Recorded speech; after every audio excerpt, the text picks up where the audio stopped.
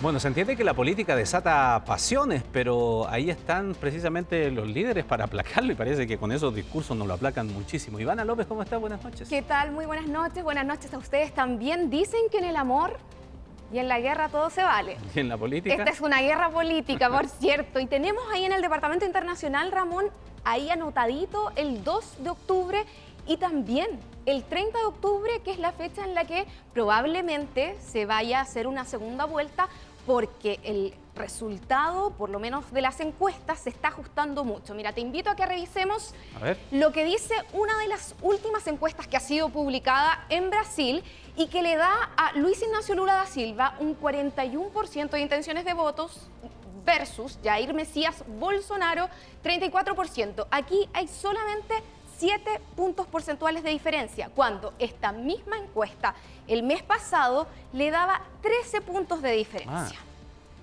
Hay otras que todavía mantienen la ventaja de Luis Ignacio Lula da Silva en 2 dígitos, por lo menos Datafolia, por ejemplo, le da por ahí por 12 puntos porcentuales, pero lo innegable es que se ha ido estrechando esta intención de voto. Y los discursos de Lula da Silva de la persona de Bolsonaro son tan virulentos como los que escuchábamos de Bolsonaro hacia Lula da Silva, ¿no? Han sido, no en el último tiempo, pero han sido, sí, bastante duros, sobre todo con el tema del negacionismo de Bolsonaro que tuvo con respecto a la pandemia.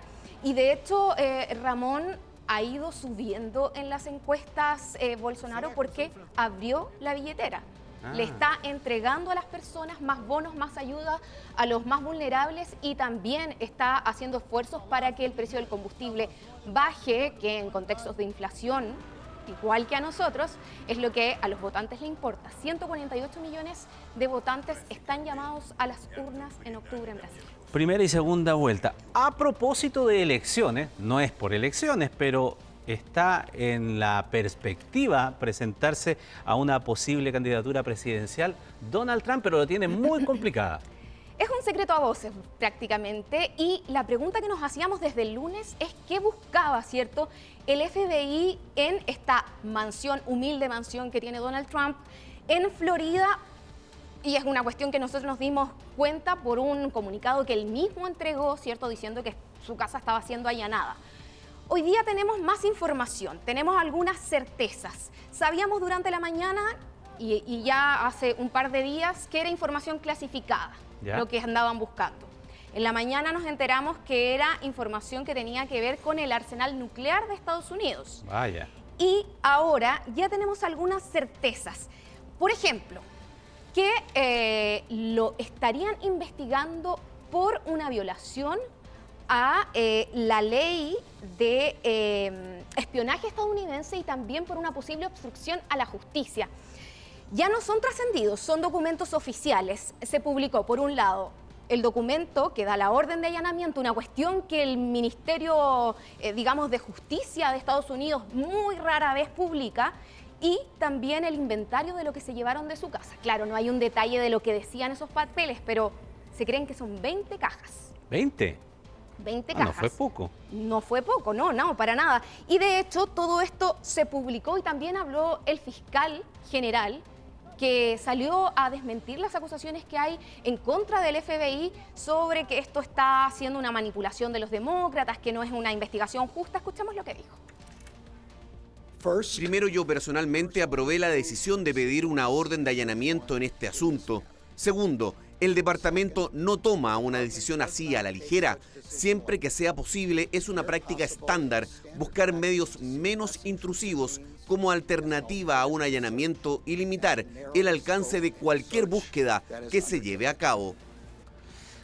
Bueno, pero lo decíamos el otro día también aquí en nuestro bloque internacional, Ivana, que eso de las cajas es una investigación, pero son varias las que están sobre el expresidente norteamericano. Son varias y las vamos a empezar a revisar, también algunas.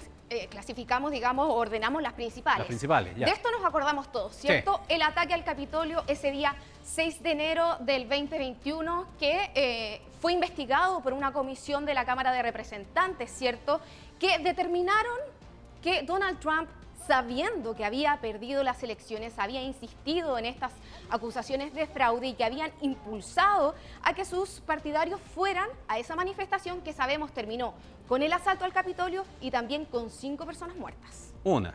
Esa es la primera. La segunda tiene que ver con encontrar los votos en la elección del 2020 y tiene que ver con la presión que hizo el presidente Donald Trump de manera telefónica a autoridades electorales del estado de Georgia para que encontraran como fuera los votos que le faltaban para ganarle a Joe Biden. Nos acordamos de esa situación. En tercer lugar tenemos, y aquí ya nuestro director nos ayuda, la violación de la ley de espionaje, que es precisamente lo que estábamos conversando hoy día. Estas 20 cajas que él debería haber dejado en la Casa Blanca con esta documentación.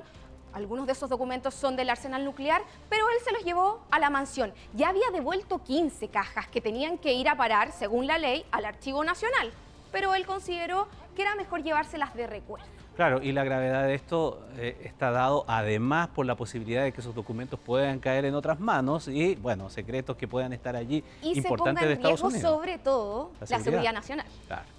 Vamos ahora a la cuarta investigación que acecha a Donald Trump y que tiene que ver con el fraude electrónico. Se piensa que él, cuando le estaba diciendo a sus votantes que había fraude electoral, pidió cientos de millones de dólares en ayuda que, les dijo, esa plata iba a ir para pagar los litigios para impugnar las elecciones del año 2020. Sabemos que los tribunales no aceptaron estas denuncias y esa plata, ¿dónde fue a parar? También se está investigando porque se cree que, además de la mentira del fraude, hubo una estafa a sus propios partidarios. ¿Y otro más? Y en quinto lugar tiene que ver con las prácticas comerciales de la organización Trump, una investigación que se está llevando en Nueva York y que básicamente tiene que ver con que su organización sobrevaloraba los inmuebles de la propiedad de Trump para pedir créditos y luego los subvaloraba para pagar menos impuestos. Sabemos que Donald Trump el miércoles aludió 400 veces por lo menos a su derecho constitucional de, por supuesto, no responder ninguna pregunta. Claro, aquí fue donde dijo que se acogía a la quinta enmienda. Exactamente. Y nos vamos a quedar, Ramón, en Nueva York, pero con una noticia que es bastante lamentable, no solamente para la libertad de expresión, sino que para un reconocido escritor de origen indio-británico de 75 años, Salman Rushdie, que está en estado crítico, según han dicho sus cercanos, después de ser apuñalado en un festival literario. Habían pasado apenas 15 segundos desde que él había empezado su presentación cuando una persona subió al escenario, lo apuñaló en el cuello, en el abdomen, fue trasladado rápidamente ahí en helicóptero, sometido a una cirugía de varias horas y hace pocos minutos un cercano reveló que está en estado crítico con un daño en el hígado, que va a perder probablemente un ojo y también tiene una lesión que afecta a los nervios de su brazo, además de estar conectado a un ventilador mecánico. No le perdonan la publicación de su libro Verso Satánico, pero eso fue hace casi 50 años, fue en el año 80. ¿Sabes, Ramón, qué es una fetua? ¿Qué es un feto? Una fetua es un decreto religioso, algunos le dicen fatwa o fatwa, pero es un decreto religioso que, digamos, en el caso de este escritor fue entregado por el líder supremo iraní de la época, 1989, en la que ordenaba su muerte por considerar que esta obra, que es una de sus 14 novelas, es una obra que tiene que ver con el realismo mágico, etcétera, era una blasfemia. Algo muy parecido a lo que pasó con las acusaciones que terminaron con el atentado de Charlie Hebdo. Es un joven de 24 años el que está detenido. 24 años, esto pasó hace... Ni siquiera había nacido. Y se está investigando los motivos por los que actuó de esa manera. Ivana López, muchísimas gracias. Buenas noches. Buenas noches.